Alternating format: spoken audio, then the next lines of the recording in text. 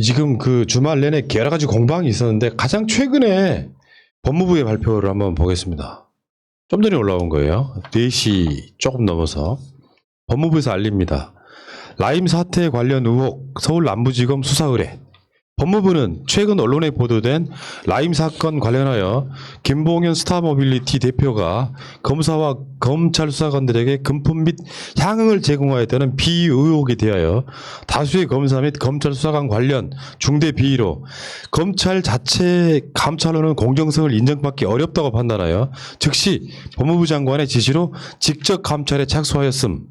법무부는 2000년 10월 16일부터 3일에 걸쳐 김봉현 대표를 직접 조사하는 등 감찰 결과 금품 및 향응을 접대받았다는 의혹이 있는 일부 대상자들을 특정하였고 향후 신속한 수사 필요성이 인정되는 사안으로 판단되어 번건 수사에 착수한 서울 남부지검의 대상자들에 대하여 뇌물수수 및 부정청탁금지법 위반 등으로 수사 의뢰를 하였음. 아울러 법무부는 관련 수사 진행 경과를 참고하여 나머지 비의혹에 대해서도 그 진상규명을 위하여 계속 감찰을 진행할 예정임. 그러니까 지금 직접 감찰을 하겠다는 게 하나고요. 다음에 그 수사 의뢰까지 했어요. 그러니까 이 부분은 좀 우리가 짚고 넘어가야 될 부분이 좀 있는데요. 우리가 그동안에 대검에서 내부 감찰에서 계속 이렇게 묻어버리고 덮어버리는 것들을 계속 봤는데 이게 왜 가능해졌는지 법무부의 직접 감찰이거든요. 이 법무부 직접 감찰은 법무부 감찰 규정이라는 게 법무부 훈령으로 있습니다. 이게 개정된 시점이 2019년 10월 21일이에요. 조국 전 장관이 퇴임을 한 날짜는 2019년 11월 4일이에요. 마지막에 조국 장관이 바꿔놓고 나간 게 이거예요.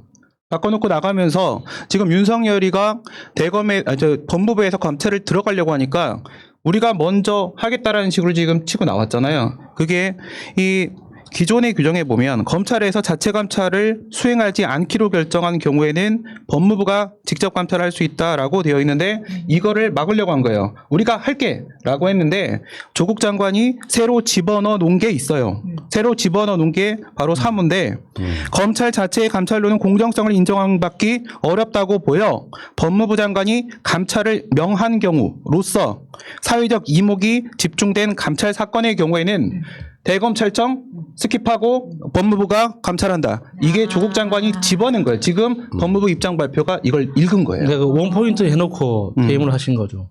그리고 이 핵심적인 사안은 아니지만 이 뇌물수수 혐의뿐만 아니라 그 뇌물수수 과정에서 성매매 관련된 사안도 분명하게 들여다봐야 됩니다. 그러니까 변호사 1명과 그 현직 검사 3명에 대해서 1,000만 원 상당의 향응을 접대했다. 이렇게 이제 진술을 했는데 그게 딱 견적이 정확하게 나온다고 하더라고요. 그러니까 이게 성매매까지 포함된 가격이라는 1인당. 그래서 그게 단순히 그 김봉현 씨가 1,000만 원이라고 언급했던 뇌물수수 이뿐만 아니라 그 안에 구체적으로 어떤 방식으로 향응이 제공됐는지에 대해서도 정확하게 들여다봐야 됩니다. 사실 김봉현이 말하지 않는 룸사롱 접대가 더 있을 걸로 추정이 되는 부분이 뭐냐면 사실 이게 YG 정마담 사건까지 막 연루되어 있을 줄 몰랐는데 지금 이렇게 나온 거잖아요. 근데 이 YG 정마담 사건을 따라가다 보면은 이 정마담이 했던 이야기가 있어요. 김봉현이 하루 2천만 원씩 한 달에 2억 매출을 10년간 해줬다는 거예요. 지금까지. 다시. 네, 하루 2천만 원이 어떻게 나오냐면 현금으로 꽂아주는데 예. 방을 여러 개를 잡아준다는 거예요. 예. 확실한 물주였다는 예. 그 인터뷰가 있더라고요. 그래서 아 이게 대단하다 이렇게. 그리고 이 정마담하고는 어떻게 엮여 있냐면 정마담 남편이 김봉현의 조폭 친구입니다. 그러다 보니까 이게 이 김봉현의 조폭 친구가 이 수원역의 그 사건하고도 연결이 되는데 이게 왜 그러냐면 김봉현 외제차 트렁크에서 수원역의 횡령 자금 50억을 이 사람이 훔쳐가요. 이 조폭 남편이. 그런 사건이 있었더라고요. 그 친구 차에서 그냥 야 잠깐 가져갈게 하고 가져갔다는 거네. 네, 그 횡령금이 또 그 차 안에 있다는 걸 알았기 때문에. 야 나도 그런 친구 있으면 좋겠다. 그때 수사했던 사람이 윤대진이죠. 수원에서 일어난 그 사건이요. 네. 아 정말 그럴 이건 때 빠지지 않는 재밌어요. 용어가 뽀티라는 용어가 꼭 등장하죠. 그딴 디테일들은 가면 갈수록 나오니까. 그 말하고 싶어 죽었지 하죠. 네. 문제는 지금 그 주말이 전쟁이었습니다. 법무부에서 김봉현 씨 조사를 3번 했다고 하고 그 사이에 검찰이 선수를 놓치려고 같은 시간을 잡았어요. 근데 김봉현이 검찰 못 믿겠다고 법무부의 조사를 선택하는 상황이 벌어졌습니다. 그러니까 현재 다시 한번 말씀드리지만요. 김봉현이 이 폭로를 하고 나서 본인한테 이득이 되는 게 하나도 없습니다. 그렇죠. 조국 장관 사태 등을 보면서 이걸 밝혀야 되겠다고 분명히 본인이 했던 얘기가 있고요. 그 뒤에도 이제 그런 얘기가 나오는 거죠. 이 핵심은 그런 거예요. 내가 야당 또는 현직 검사에 대한 이야기를 수도 없이 했지만 그 자체는 받아들여지지 않았고 윤석열 총장을 위해서라도 강기정 동도는 엮어야 된다. 요 이야기를 들었다는 것이 사실은 이 사건의 핵심이에요. 그러니까 야당이나 그러니까 지금의 국민의 짐이나 검사들에 대한 이야기는 덮었다는 거고 오늘 낮에 JTBC 단독이 그런 게 있었죠. 야당 유력 인사 의혹을 윤석열 총장에게 직보를 했었다. 지금 그 윤사면 전 남부지검장이 뭔 소리냐? 윤석열은 수사를 하라고 했고 어떤 거에도 관여하지 않았다고 지금 자기가 윤석열을 실드를 치고 있어요. 아, 송사면? 네네. 송사면 실드를 치고 있는데 이 송사면이가 야당 유력 인사 의혹은 윤석열 총장에게 직접 전달했다는 거야. 그러니까 그 여당 사람들의 이야기는 계속해서 그냥 나와. 근데 윤석열이 야당이나 검사들에 관한 의혹만 따로 챙겼다는 거잖아요. 그렇죠.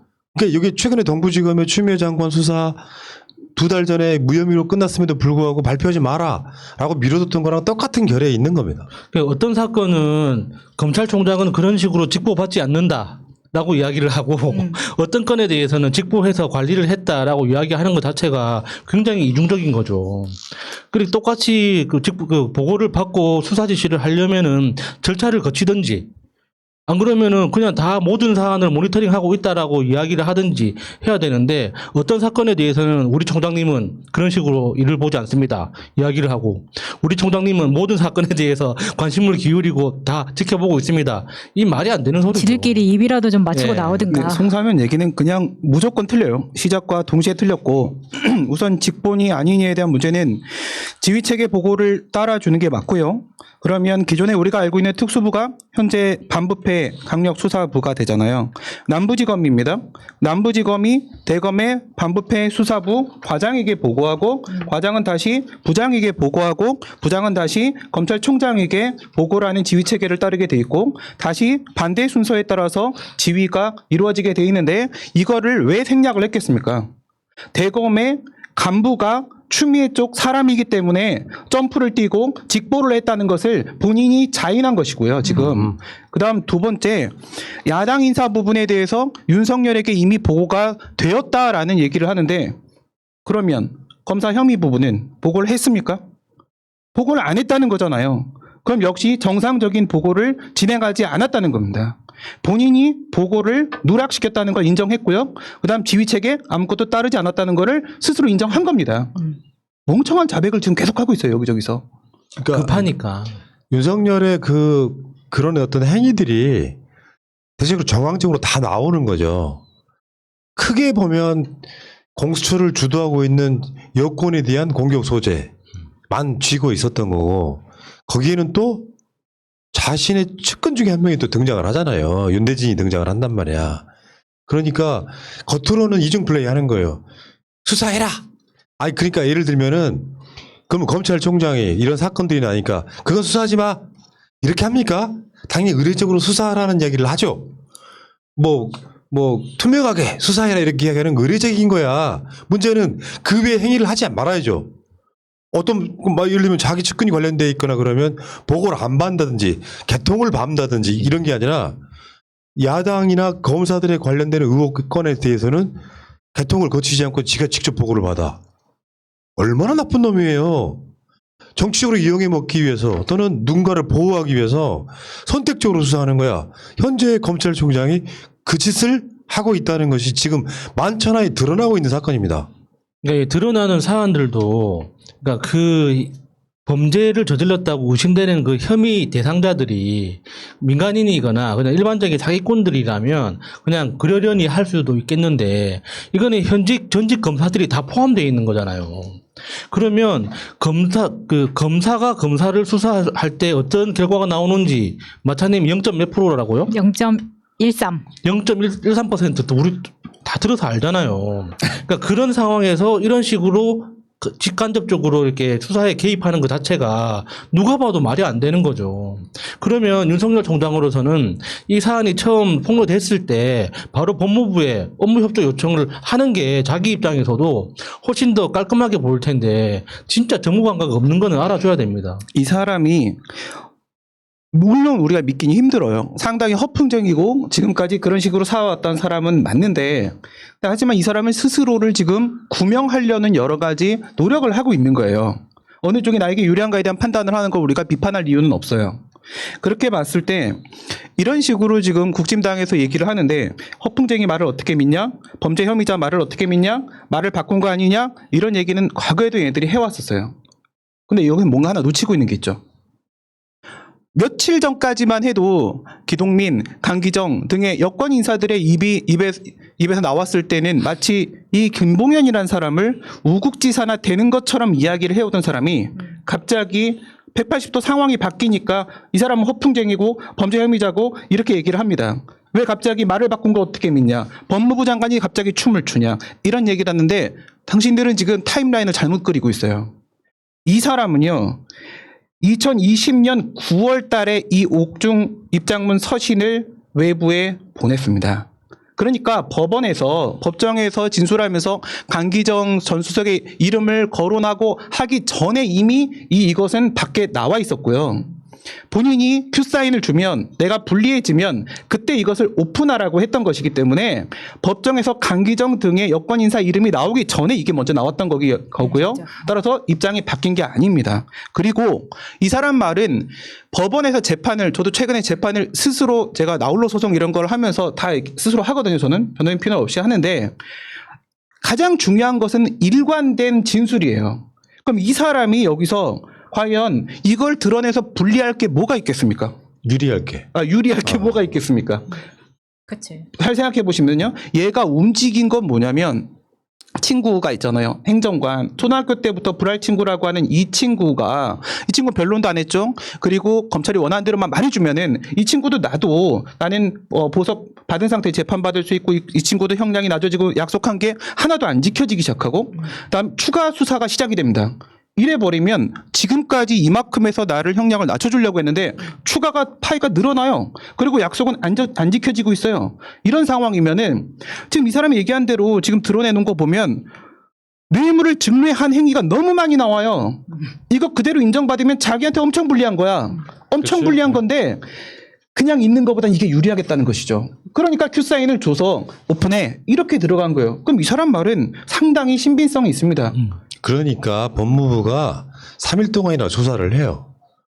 아주 간단한 거 아니야. 예를 들어서 내 사건 수사팀에 옛날에 눈사람에서 접대했던 사람이 있었다. 누구냐? 이름이 나와. 근데 법무부에 보니까 맞아. 그런 건 일반인이 알기 힘들어요. 수사받고 있는 사람이 전혀 관계없는데 막 누구를 무작위로 막 찍어내고 이러는 게 아니라 이름은 모른다 치더라도 어떤 정황들을 봤을 때 그 검사가 맞네 하면 김봉현의 말은 법무부가 딱 들어보니까 허무맹랑한 이야기가 전혀 아닌 거예요. 사실에 가까운 이야기인 거야. 그러니까 지금 조선일보 등은 그런 짓들을 하고 있는 거죠. 이제부터 이제 사기꾼 이야기가 나오기 시작해요. 사기꾼의 말을 믿냐가 지금 국민의 지음과 조선일보 등이 프레임을 만들려고 해요. 사기꾼이. 그 사기꾼이 말한 내용들이 대부분 맞거든요. 애들 입장에서 보면. 그러니까 이제 이 사람이 하는 말이 얘네들이 하고 싶어 하는 이야기 중에 아까 우리가 했던 이야기가 빠져 있는 거예요. 그렇게 해서 김봉인이 얻는 게 뭔데? 얻는 게 없다고. 네. 얻는 게 없음에도 불구하고 사실 어떻게 보면 사람의 양심에 비추었을 때 이건 너무하다 싶은 상황에 이걸 밝힌 거고요. 실제로 그 폭로한 그 내용들이 이렇게 쭉 보면 있잖아요.